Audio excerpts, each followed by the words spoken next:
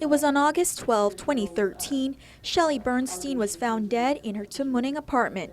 The last to see her and the first to discover her body lying in a pool of blood was her oldest son, Allan Agababa, the man prosecution believes had a motive to kill her. The defendant, when he called, asked about the benefits that his mom, who's also a flight attendant, Ms. Shelley Bernstein, would receive upon her death.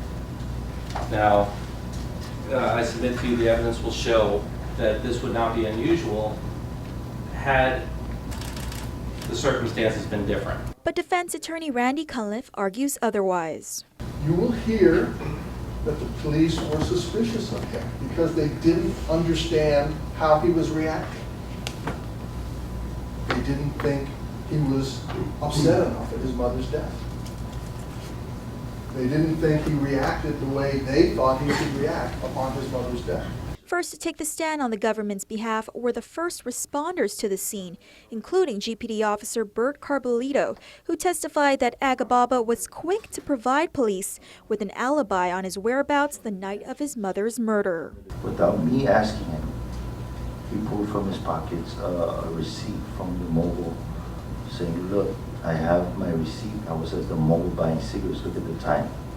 And that, in my years of service, it got my attention. Carbolito's suspicions didn't stop there, however, as Agababa didn't call 911 upon discovering his mother's body, but instead reported straight to his neighbors. And that's another one that sparked me, is that this is your mother, you got your cell phone in your hand, but yet you go to the neighbor's house to ask to call 911. While Agababa didn't call police, he did make one call that evening. That call would be to his mother's boss, United Airlines senior manager Clarissa Perez. He told me his home was broken into and that they stole the laptops and that his mother was gone. So I asked, are you sure? Had you called 911? And he responded yes, and that in fact they were waiting, I believe, on the medical examiner to arrive. Then he said, my mother told me that if anything should happen to her, that I should contact you, and that he wasn't aware of what benefits she had. Perez testified today that the only benefits available to Agababa would be life insurance and retirement 401k. She admits today that she was surprised by the timeliness of Agababa's call and how the defendant appeared calm for someone who had just lost his mother.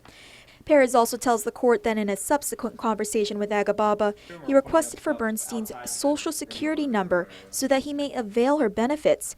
Perez says this raised red flags as she expected Bernstein would have already discussed this with her sons in the event of her passing. Also taking the stand today were neighbors Robert Dodd Plew and Philip Turner Cap. Both men stated that Agababa came to them in the middle of the night, reporting the apartment he shared with his mother had been burglarized and brought them inside the home to show his mother's dead body. Although Agababa reported his laptop and ID were stolen that night, GPD officers say the apartment didn't appear as if it had been ransacked, noting that Bernstein's purse and a big screen TV were still inside. Trial will continue on Wednesday, where medical examiner Dr. Aurelio Espinola is anticipated to testify. As we've been reporting, Espinola ruled Bernstein's death as a result of blunt force trauma to the head.